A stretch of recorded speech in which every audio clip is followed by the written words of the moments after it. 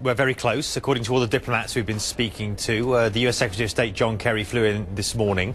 He's currently meeting with Sergei Lavrov, the Russian foreign minister, also here.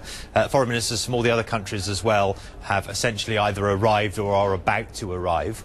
And so, yes, that's raised expectations that a deal is close. But we've been briefed by diplomats saying that it may be close, but it's not done yet. There are still some obstacles that have to be resolved.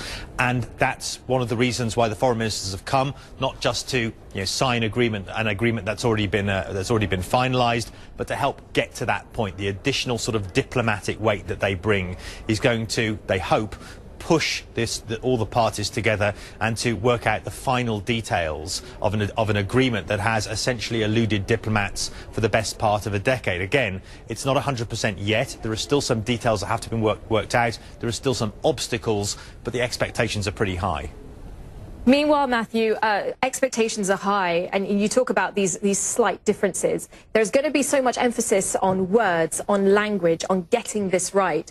Whatever happens, though, we know that the Israelis have already said we won't be bound by this. There is a lot of tension surrounding these talks.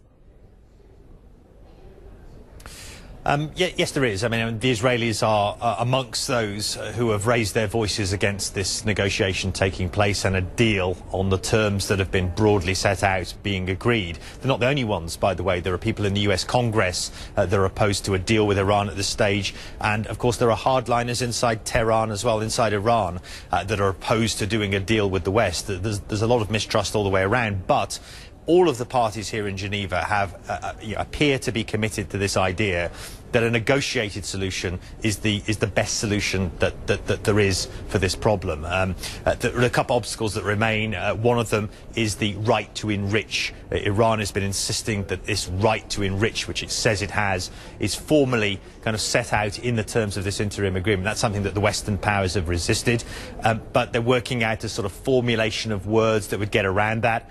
There's other issues about the heavy water reactor that Iran is building in a place called Arak.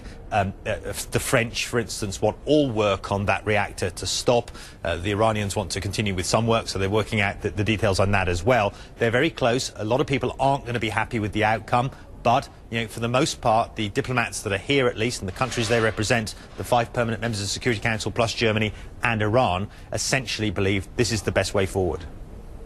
The last time that, excuse me, John Kerry flew in, it was really to bring these parties together.